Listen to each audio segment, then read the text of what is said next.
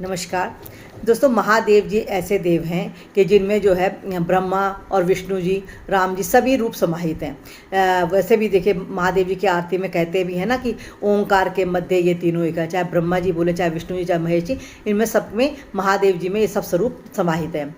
तो महादेव जी ही ऐसे देव हैं कि जो सारी हमारी मनोइच्छाओं को हम श्रद्धापूर्वक अगर उन पर अटूट विश्वास रखें, श्रद्धा रखें तो हमारी मनोइच्छाएँ पूर्ण होती हैं। लेकिन इसके साथ साथ दोस्तों वास्तु दोषों का निर्माण भी जो होता है हमारे मकानों में, जो है छुटपुट जो है, बड़े दोष हो चाहे छुटपुट दोष हो, कहते हैं कि महादेव जी की पूजा उपासना करने से उन दोषों का भी शमन होता है।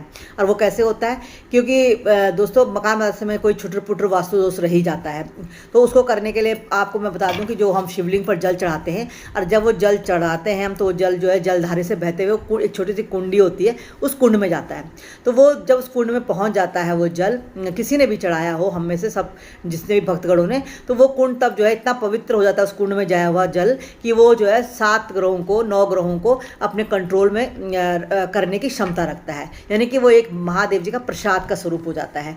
तो दोस्तों हम जब भी मंदिर में जाएं तो उस कुंड से जो है एक शीशी में या किसी भी बर्तन में हम पानी जरूर ले आएँ। हाँ, तांबे के लोटे में नहीं लाना चाहिए क्योंकि उसमें दूध रहता है, और कहते हैं कि दूध मिला हुआ जो तांबे के लोटे में जाए तो जहर हो जाता है। तांबे के लोटे को छोड़कर हम किसी भी पात्र में उस जो है जलाधारी से बहता हुआ उस कुंडी से निकाल के उस जल को घर ले आए।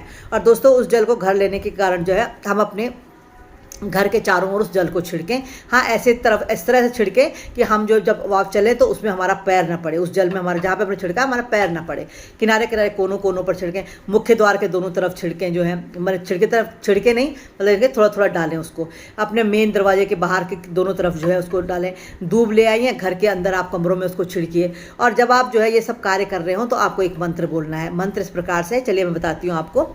मंत्र है आपका कि ओम नमः शिवाय करालम महाकाल कालम कृपालम ओम नमः शिवाय। फिर से बोलती हूँ, ओम नमः शिवाय करालम महाकाल कालम कृपालम ओम नमः शिवाय। इस छोटे से मंत्र को याद करके और आप धूप से जो है वो जल को छिड़कते रहिए अपने कमरों में, अपनी दीवारों में, अपने गैस पे, अपने पानी के बर्तन के आसपास, जहाँ अपने पूजा रूम में। तो कहते हैं कि ये जल जो है हमारे कई ग्रह दोषों को भी और वास्तु दोष को भी शांत करने की क्षमता रखता है।